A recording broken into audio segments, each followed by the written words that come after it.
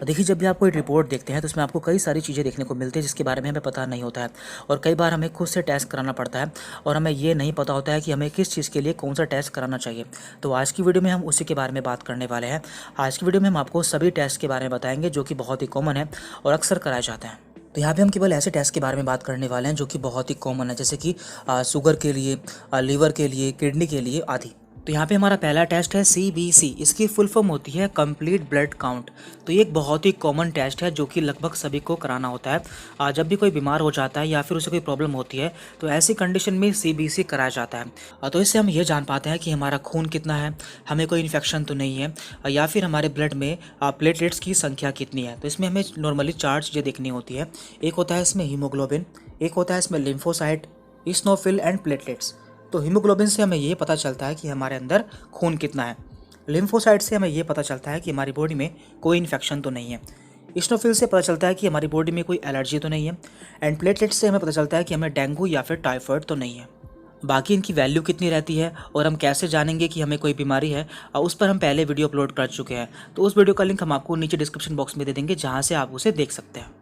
यहाँ पर हमारा दूसरा टेस्ट है लिपिड प्रोफाइल और हमें ये इसी नाम से कराना होता है। नॉर्मली हम इसमें 2 चीज़ें देखते हैं। एक देखते हैं हम इसमें कोलेस्ट्रॉल और एक देखते हैं हम इसमें ट्राइग्लिसराइड।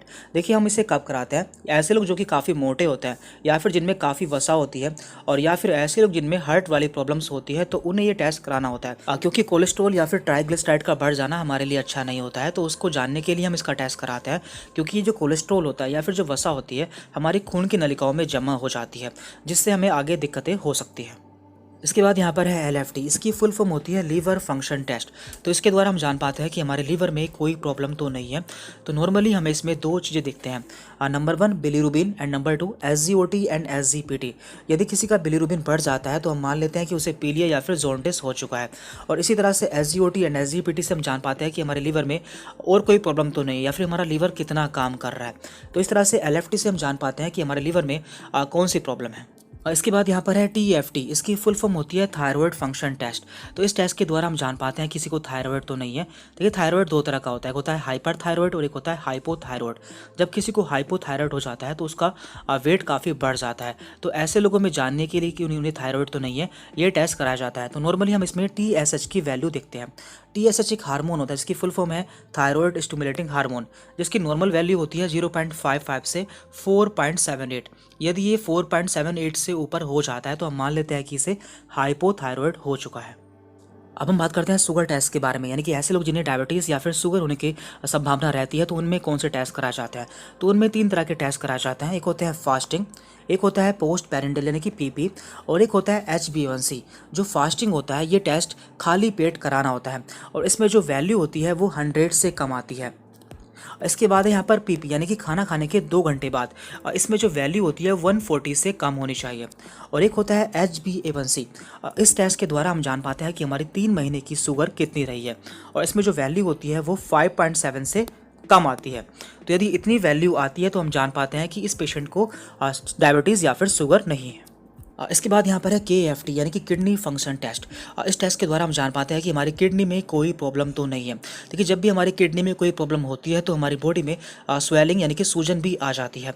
तो इस टेस्ट से हम 3 चीज़ें जान पाते हैं, एक क्रेटिनाइन, एक यूरिया एंड एक यूरिक एसिड। तो ये तीनों क्या होते हैं? ये तीनों हमारी बॉडी में बनने वाले वेस्ट मटेरियल होते हैं जिन्हें हमारी बॉडी से बाहर निकलना जरूरी होता है। लेकिन जब भी हमारी किडनी में कोई प्रॉब्लम हो जाती है तो इनका अमाउंट हमारे ब्लड में बढ़ जाता है, जिससे हम जान पाते हैं कि हमारी किडनी में कोई प्रॉब्लम हो चुकी है। और लास्ट है यहाँ पर यूरिन टेस्ट। देखिए, इसमें आपके यूरिन का सैंपल लिया जाता है और लैब टेक्नीशियन आपके यूरिन का एनालिसिस करता है।